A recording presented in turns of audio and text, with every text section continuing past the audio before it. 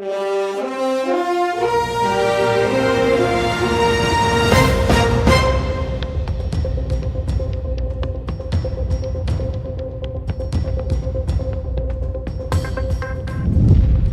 لەبێت.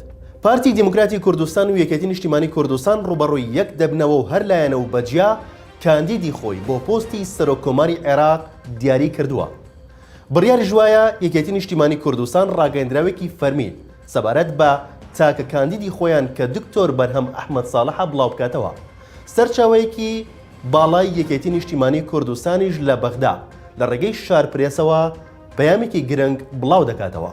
بە جۆری و زانیاریانەی لە سەرچاوەیەکی باڵای شاندی یەکێتی لە بەغداوە بە شارپرێز دراوە، ئەمڕۆ یەکێتی بە فەرمی دکتۆر بەرهەم ساڵح وەک تاکە کاندیدی خۆی بۆ پۆستی سەرۆکۆماری عێراق ڕادەگەیەنێت و تەئکیدیش دەکاتەوە یەکێتی تەنها ئەو کاندیدەی دەبێت و هیچ کەسێکی تر کاندیدی ئێمە نییە. هەموو هەوڵەکانیشمان بۆ سەرخستنی دکتۆر بەرهەم دەبێت. سەرچاو باڵاکەی یەکێتی لە بەغداوە ئەوەشی بۆ شارپرێز ئاشکرا کردووە.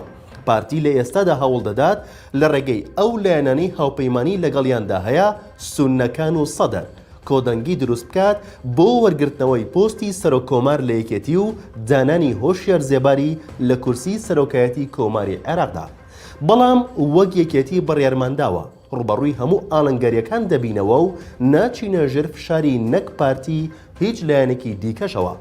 بەوتەی سەرچاوە باڵاکەی یەکێتی کە تایبەت قسەی بۆ شارپرێز کردووە، خودی بابڵ تاڵەبانی هاوسەرۆکی یەکێتی و هەموو یەکێتیەکان نیگەرانن لەو هەڵوێستەی پارتی کە کاندیدیان دیاری کردووە بۆ پۆستی سەرۆکۆمار، چونکە ئێمە وەکو یەکێتی مەبەستمان بوو کورد لە بەغدا بە یەک کاندید بچوایەتە هۆڵی پەرلەمان.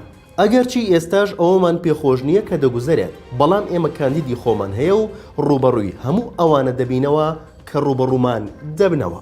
دەژڵێت یەکێتی بە هیچ شێوەیەک پاشەکشە بە کاندیدەکەی ناکات بەرامبەر کاندیدی هیچ لایەنێک و ئەمڕۆژ تاکید لەسەر ئەوە دەکەینەوە تەواوی هەوڵەکانمان دەخینەگار بۆ سەرخستنەوەی دکتۆر بەرهەم ئەحمەد ساڵح بۆ وەرگرتنەوەی ویلایەتی دووەمی سەرۆکایەتی کۆماری عێراق.